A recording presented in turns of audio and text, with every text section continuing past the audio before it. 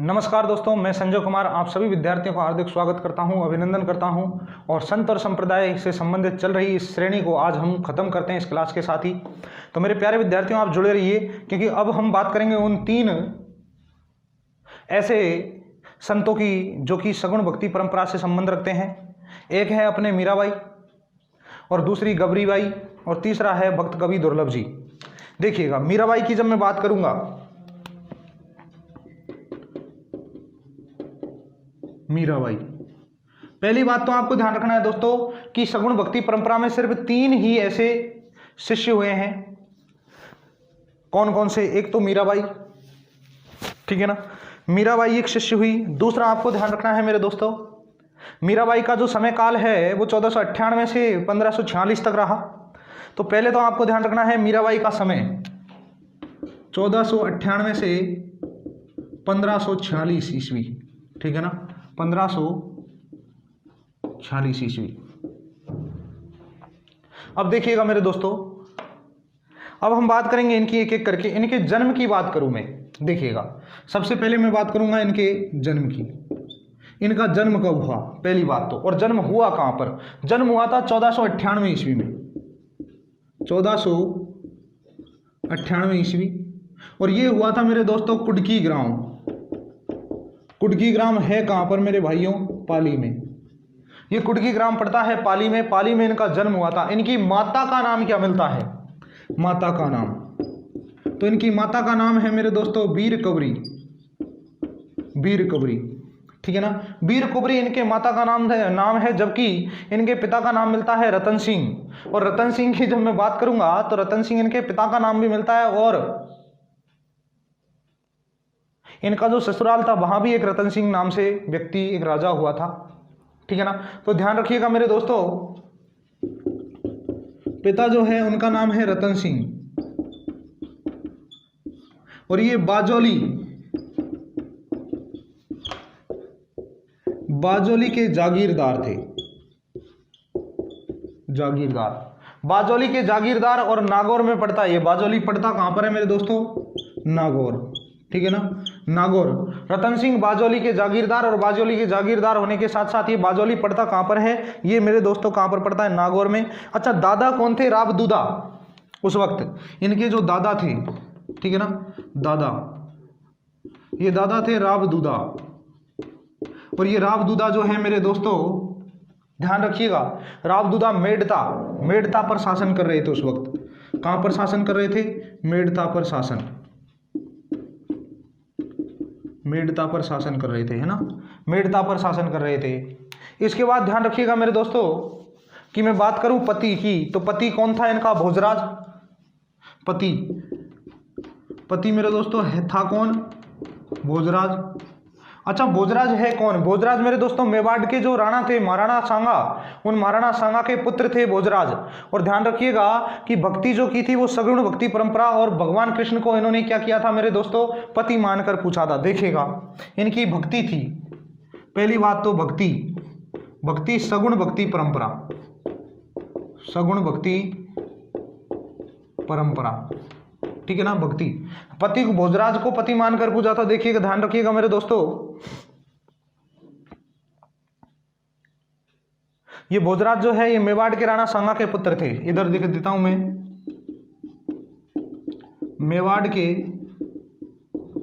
राणा सांगा के पुत्र, ठीक है ना, मेवाड़ के राणा सांगा के पुत्र। भक्ति सगुण भक्ति परंपरा थी, और कृष्ण को पति मानकर पूजा। कृष्ण को कैसा मानकर पूजा? पति मानकर पूजा। तो मेरे दोस्तों ध्यान दीजिए वापस से इनका सामान्य परिचय कि देखो मीराबाई है, मीराबाई का जो समय काल है वो मेरे दोस्तों कितना रहा था? 1498 से 1546। जन्म की जब मैं बात करूंगा तो 1498 ईस्वी में कुडकी ग्राम पाली में हुआ। माता इनकी कौन थी? वीर कुबरी। पिता इनके कौन थे? रतन सिंह बाजोली के क्या थे मेरे दोस्तों? जागीरदार, जो कि नागौर के रहने वाले थे। दादा कौन थे? राबदूदा। और राबदूदा उस वक्त मेड़ता पर क्या कर रहे थे? शासन कर रहे थे। इधर बात करें मेरे दोस्तों पति की, तो पति कौन है? भोजराज। और भोजराज की जब मैं बात करूंगा तो भोजराज महाराणा संग्राम सिंह यानी महाराणा महाराणा सांगा, ये कहाँ पर हुए थे? मेवाड़ में। और मेवाड़ में जो महाराणा सांगा हुए थे उनके क्या थे? ये पुत्र थे मेरे दोस्तों। इधर जब मैं बात करूंगा तो इनकी भक्ति कैसी थी, तो भक्ति मेरे दोस्तों कैसी थी? सगुण भक्ति परंपरा थी। लेकिन अगर अपन बात करें कि इन्होंने भक्ति की किसकी थी, तो ध्यान रखिएगा कृष्ण को पति मानकर इन्होंने अपनी क्या की थी मेरे दोस्तों? भक्ति की थी। तो जल्दी से एक बार स्क्रीनशॉट लीजिए, फिर आगे बढ़ते हैं।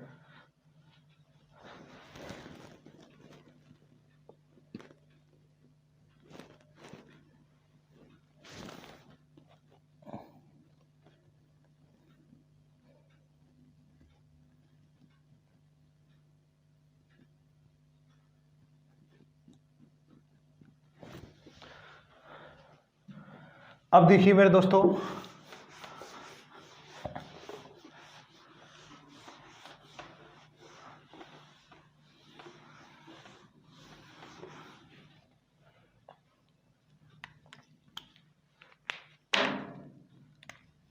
मूल नाम,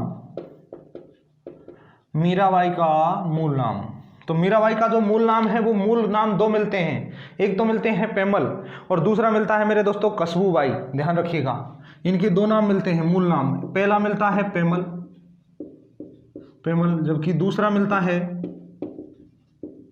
कस्बूबाई। दूसरा कौन सा मिलता है? कस्बूबाई। अब मेरे दोस्तों ध्यान रखिएगा, इनका जो जन्म हुआ था वो पाली में, इनका लालन पालन हुआ नागौर में, और इनकी शादी हुई कहां पर? चित्तौड़गढ़ में। देखिएगा, इनका जन्म हुआ था कहां पर? पाली में, और पाली में कहां पर हुआ था? कुडकी ग्राम में। जबकि इनका लालन पालन, लालन पालन, ये लालन पालन कहां पर हुआ था मेरे भाइयों? ये लालन पालन मेरे दोस्तों हुआ था कहां पर? ये हुआ था कुडकी ग्राम, और कुडकी ग्राम सॉरी मेडता में, मेडता में। और मेडता में कहां पर? दादा राव दुदा के यहां पर, के यहां। दूसरा मेरे दोस्तों ध्यान रखना, इनका विवाह, विवाह ये हुआ था चित्तौड़गढ़ में भोजराज के साथ, भोजराज के, या फिर अपन ऐसे लिख देते हैं महाराणा सांगा के पुत्र भोजराज के साथ। ये 3-4 चीज आपको याद रखनी है। जन्म जो हुआ है पाली कुडकी ग्राम, लालन पालन जो है मेड़ता राव दूधा के यहाँ पर, और इधर विवाह की बात करूंगा तो चित्तौड़गढ़ में महाराणा सांगा के पुत्र भोजराज के साथ। तो जल्दी से मेरे दोस्तों स्क्रीनशॉट लीजिए, फिर थोड़ा सा आगे बढ़ते हैं, कहानी के रूप में पढ़ाते हैं आपको।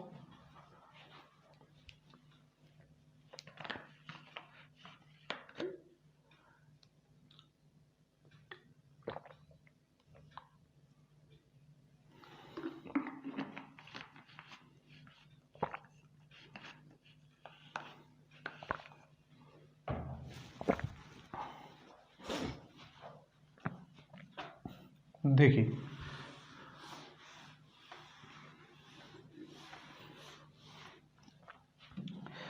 इनका जन्म जो होता है, गौर से समझिएगा, कुडकी ग्राम, और ये है कहां पर? पाली में। कब हुआ था? 1498 ईस्वी में। ठीक है ना, ध्यान रखिएगा। इनका जन्म हुआ था कुडकी ग्राम, और कुडकी ग्राम है कहां पर? पाली में, और 1498 में। अच्छा, यहां पर एक दुर्ग का निर्माण करवाया गया था, और उस दुर्ग का नाम इनके नाम पर रखा गया मीरागढ़ दुर्ग। यहाँ पर जो दुर्ग का निर्माण करवाया गया था वो किस नाम से रखा गया था मेरे दोस्तों? मीरागढ़ दुर्ग। मीरागढ़ दुर्ग के नाम से इस दुर्ग का निर्माण करवाया गया।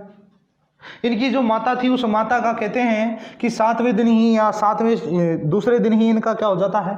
मृत्यु हो जाती है। और मृत्यु होने के बाद ये अकेली रह जाती है। तब इनका जो 6 दिन की पुत्री बच्ची को लेकर जो इनके पिता थे रतन सिंह, वो रतन सिंह पहुंचते हैं इनके दादा दादी के यहाँ पे, यानी खुद के माता पिता के यहाँ पर, जो कि उस वक्त मेड़ता में थे, और मेड़ता में राव दूधा वहाँ के शासक थे।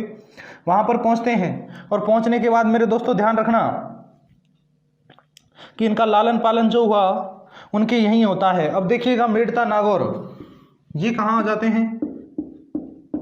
मेड़ता, और मेड़ता है कहाँ पर? नागौर में। ये लो, ठीक है ना।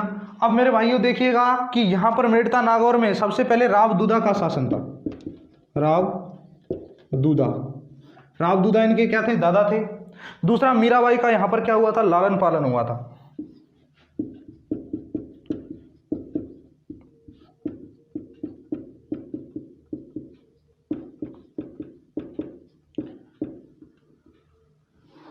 मीराबाई का क्या हुआ मेरे दोस्तों, लालन पालन हुआ था। दूसरा आपको ध्यान रखना है कि चार भुजानाथ मंदिर का निर्माण करवाया। यहाँ पर दो चीजों का निर्माण करवाया था। यहाँ पर कितनी चीजों का निर्माण करवाया था, दो चीजों का। एक तो करवाया था चार भुजानाथ मंदिर, चार भुजानाथ मंदिर, ठीक है ना। चार भुजानाथ मंदिर का इन्होंने निर्माण करवाया था, ये रहा भाई चार भुजानाथ मंदिर, ठीक है ना। दूसरा मेरे दोस्तों इन्होंने निर्माण किस चीज का करवाया था, यहाँ पर एक करवाया था दादूगढ़ का निर्माण या दूधागढ़ का निर्माण। किसका, दूधागढ़ का निर्माण। और उस वक्त जो मीराबाई थी वो दोस्तों, मीराबाई इस दूधागढ़ में ही रहा करती थी। मीराबाई किस दुर्ग में रहा करती थी, दूधागढ़ में ही रहा करती थी। और मेरे भाइयों ध्यान रखिएगा, यहां पर जो तीन चीजें और मिलती है वो तीन चीजें आपको क्या क्या मिलेंगी। पहली बात इनके देखो, एक तो गुरु की बात करें, मेड़ता में तीन चीजें कौन सी थी, तीन चीजें देखिएगा। एक तो पंडित गजाधर इनके गुरु थे, पंडित गजाधर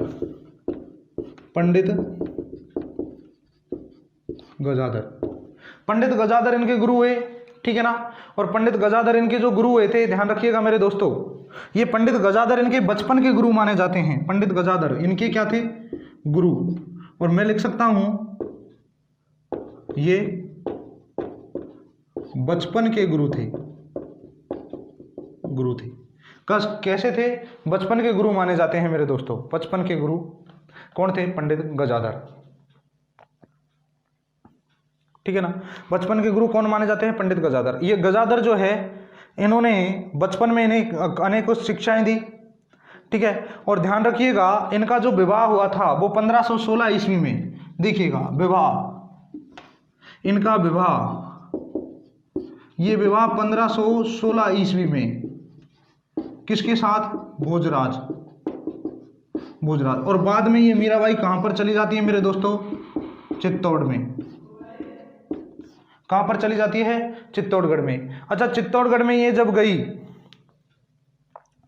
तो ध्यान रखिएगा, ये जो पंडित गजाधर है, ये पंडित गजाधर भी इसके साथ ही गया था। पंडित गजाधर इसके साथ गया कहां पर, चित्तौड़गढ़ में। देखिएगा ये पंडित गजाधर था, ये पंडित गजाधर भी इसके साथ कहां गया था, चित्तौड़ में। ये बात महाराणा संग्राम सिंह ने देखा कि गुरुजी इनके साथ आए हैं, तो महाराणा संग्राम सिंह ने क्या किया मेरे दोस्तों, महाराणा संग्राम सिंह ने इन्हें दो जागीर दान में दी थी, एक तो पुर और एक मंडल। ध्यान रखिएगा, दो जागीर दी थी भीलवाड़ा में, ठीक है। इन्हें दो जागीर दान में दी।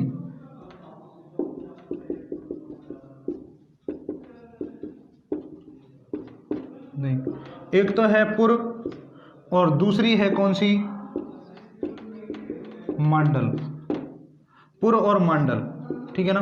पुर और मंडल दो जागीर ये क्या कर देते हैं, दान में दे देते हैं। और दूसरा मेरे दोस्तों ध्यान रखना कि एक युद्ध होता है खातौली का युद्ध। उस खातौली के युद्ध के बाद 1523 में लगभग यहाँ पर जो चित्तौड़गढ़ में थे भोजराज, उस भोजराज की मृत्यु हो जाती है। भोजराज की मृत्यु 1523 में। अब 1523 में जब इसकी मृत्यु हुई तो मीराबाई बिल्कुल अकेली रह गई थी, उसके दुख को नहीं देखा गया। तब महाराणा संग्राम सिंह ने यहाँ पर एक मंदिर का निर्माण करवाया और उस मंदिर का नाम मिलता है मीरा मंदिर, मीरा मंदिर, या इसे ही कहते हैं कृष्ण मंदिर। कृष्ण मंदिर इन्होंने निर्माण किया। मीरा मंदिर और कृष्ण मंदिर का क्या करवाया मेरे दोस्तों, निर्माण करवाया। और मीरा मंदिर और कृष्ण मंदिर का निर्माण करवाकर जो मीराबाई है उसमें भजन पूजन पाठ करने लगी। लेकिन विक्रमादित्य के जो भाई थे, भोजराज के जो भाई थे विक्रमादित्य, वो विक्रमादित्य इन्हें यातनाएं देते थे। इनको मेंटलिटी से यानी आध्यात्मिक रूप से कमजोर करने में लगे हुए थे। कभी विष का प्याला देते थे, कभी सांप भेज देते थे टोकरी में। तो ये सारी यातनाएं इन्होंने दी, लेकिन भगवान कृष्ण हर बार उनकी मदद करता, उन्हें बचा लेता। अच्छा,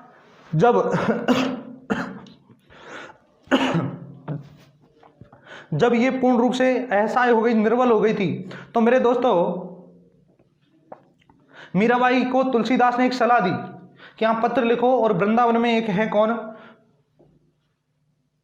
रैदास, उनको बुलाओ। तो रैदास को बुलाया इन्होंने, किसके कहने पर, तुलसीदास के कहने पर। देखिएगा,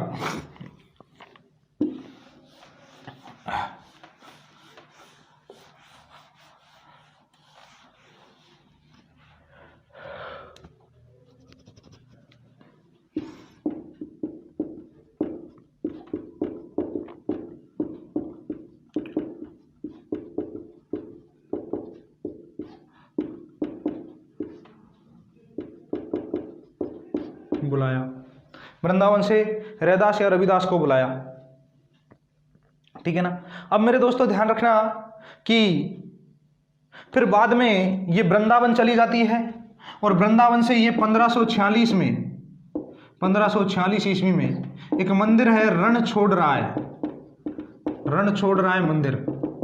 और ये रणछोड़राय मंदिर है कहाँ पर मेरे दोस्तों, गुजरात में, यानी कि द्वारिकाधीश मंदिर, द्वारिकाधीश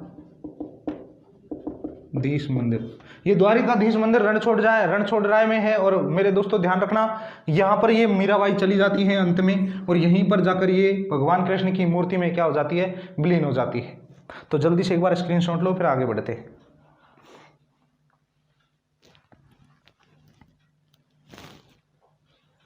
चलिए अब देखिए, इनके अगर गुरु की बात करूं, गुरु दो हुए इनके, अभी अभी हम बात कर रहे थे। तो गुरु कितने हुए मेरे दोस्तों, दो हुए, ठीक है ना।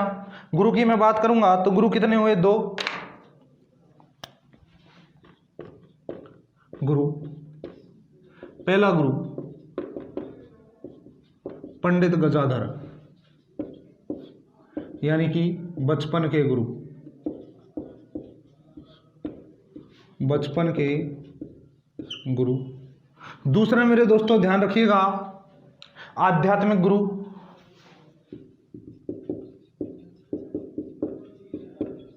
आध्यात्मिक गुरु। और आध्यात्मिक गुरु की मैं बात करूं तो संत रैदास, संत रैदास। आध्यात्मिक गुरु कौन है, संत रैदास। मीराबाई चित्तौड़ दुर्ग का त्याग करती है और तुलसीदास की सलाह पर कहां चली जाती है, ये मेरे दोस्तों सलाह पर वृंदावन चली जाती है। मीराबाई चित्तौड़गढ़ दुर्ग को त्याग कर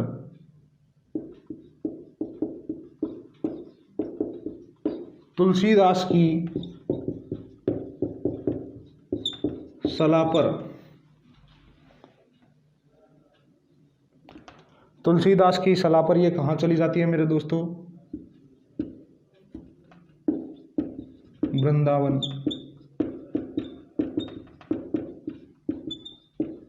चली जाती है, वृंदावन चली जाती है। और अंतिम समय जो बीतता है वो द्वारिकाधीश मंदिर जो कहाँ है, गुजरात में रणछोड़राय मंदिर के नाम से जाना जाता है। यानी कि अंतिम समय, अंतिम समय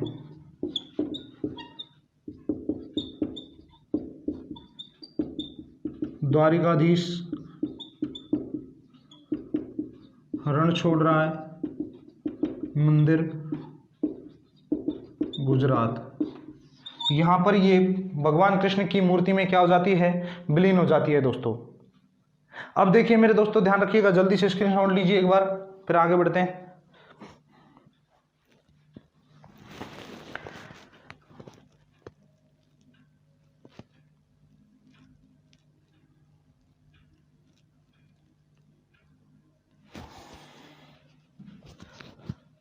चलिए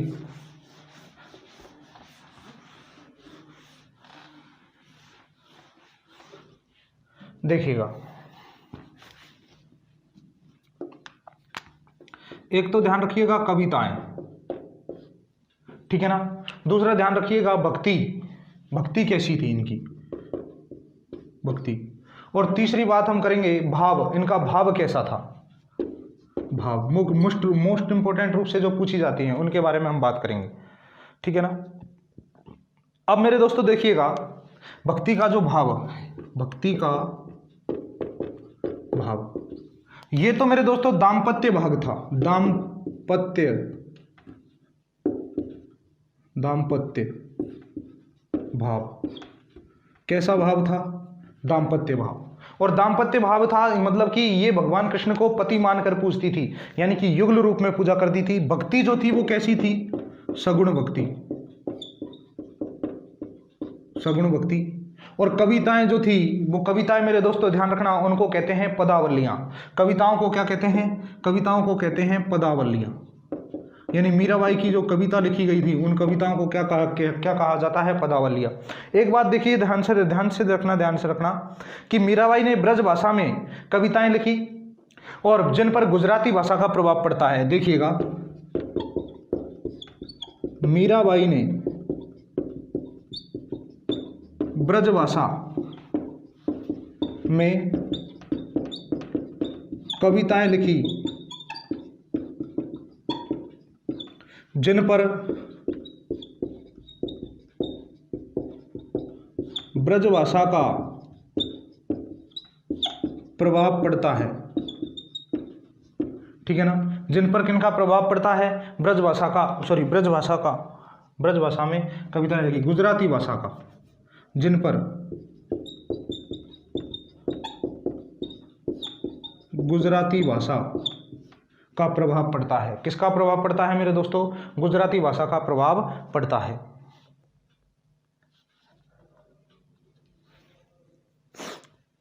अब देखिए, इन पहले एक बार एक स्क्रीनशॉट लीजिए, फिर आगे बढ़ते हैं।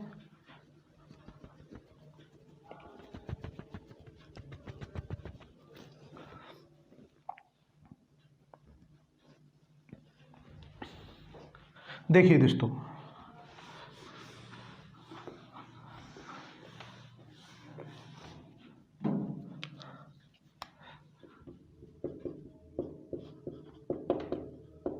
मीराबाई के प्रमुख ग्रंथ, मीराबाई के प्रमुख ग्रंथ सत्यम भामोरो रूषणो, पहला जो ग्रंथ है, पहला ग्रंथ।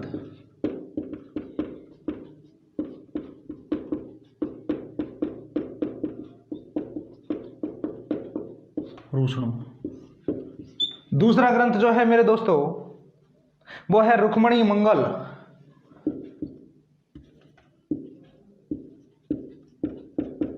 रुक्मणी मंगल दूसरा ग्रंथ। तीसरा ग्रंथ गीत गोविंद पर टीका,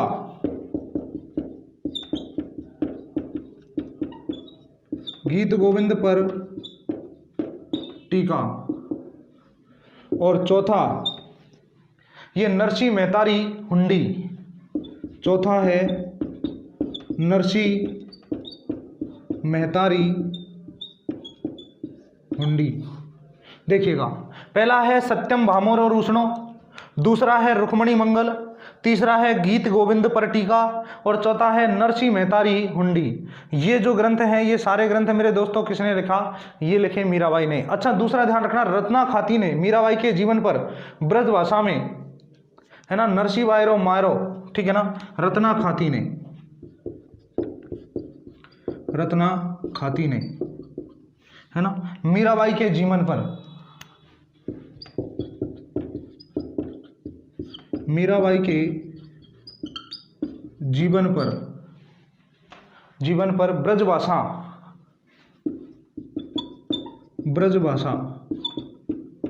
में नरसी वायरो भात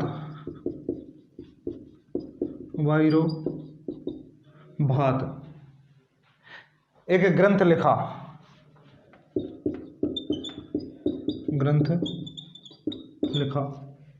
दूसरा ध्यान रखना,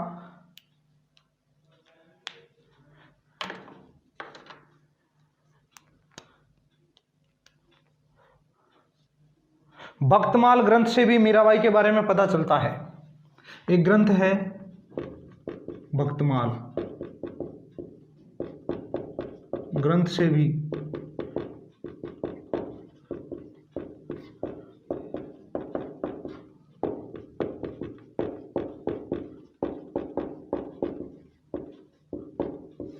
मीराबाई के बारे में क्या चलता है, पता चलता है बख्तमाल के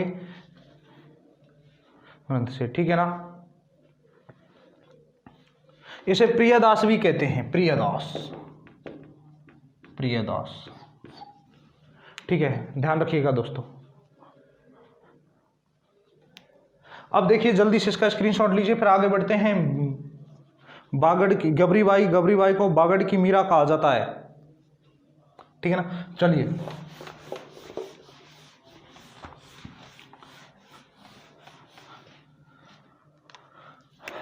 एक है गबरीबाई, गबरीबाई, ठीक है ना। और गबरीबाई की मैं बात करूं तो सगुण भक्ति, सगुण भक्ति परंपरा की। दूसरा मेरे दोस्तों ध्यान रखना, बागड़ की मीरा कहा जाता है, बागड़ की मीरा कहा जाता है, ठीक है ना। बागड़ की मीरा कहा जाता है। डूंगरपुर जिले में के ब्राह्मण परिवार से थी, गरीब ब्राह्मण परिवार। डूंगरपुर, डूंगरपुर जिले के गरीब ब्राह्मण परिवार में जन्मी। अच्छा, मंदिर कहाँ है इनका? डूंगरपुर में मुख्य मंदिर, मंदिर कहां पर है? डूंगरपुर, ठीक है ना। दूसरा ध्यान रखना, बनी ठनी किशनगढ़ की मीरा, बनी ठनी को कहते हैं, बनी ठनी को किशनगढ़ की मीरा, किशनगढ़ की मीरा, ठीक है ना। इधर सहजोबाई चरणदास जी की शिष्या, मत्स्य संघ की मीरा, ध्यान रखिएगा। एक कौन सी है?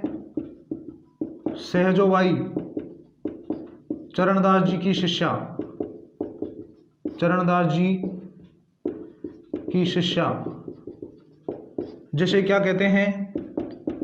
मत्स्य संघ की मीरा, ठीक है ना। मत्स्य संघ की मीरा कहा जाता है। और इसी को कहते हैं विष्णु प्रिया, ध्यान रखिएगा। बनी ठनी क्या का नाम क्या है? विष्णु प्रिया, ध्यान रखिएगा, विष्णु प्रिया इसका नाम मिलता है। देखिएगा दोस्तों, गबरीबाई ये सगुण भक्ति परंपरा की शिष्य है। बागड़ की मीरा कहा जाता है, डूंगरपुर जिले के गरीब ब्राह्मण परिवार में जन्मी थी। और दूसरा मुख्य मंदिर जो है वो कहाँ पर है? डूंगरपुर में। और इधर बनी ठनी जो है वो किशनगढ़ की मीरा कहा जाता है, और विष्णु प्रिया इसका नाम है, ठीक है। इसके बाद सहजोबाई जो है वो चरणदासी संप्रदाय से है। और सहजोबाई जो है चरणदासी संप्रदाय की, मैं कह सकता हूँ कि मत्स्य संघ की इसको मीरा भी कहा जाता है। तो दोस्तों उम्मीद करता हूं कि आपको ये क्लास भली भांति समझ में आई होगी। और इसी के साथ हमारे जो संत संप्रदाय का टॉपिक है वो संत संप्रदाय का टॉपिक बिल्कुल कंप्लीट होता है। आप सब लोग इन वीडियोज को वापस रिवाइंड करके देखिएगा, उसके बाद आपको पूर्ण रूप से समझ में आ जाएगा। संत और संप्रदाय से संबंधित कोई भी चीज़ ऐसी नहीं छोड़ी मैंने जिससे कि आपको पढ़ने में कोई समस्या हो या कोई दिक्कत हो। धन्यवाद।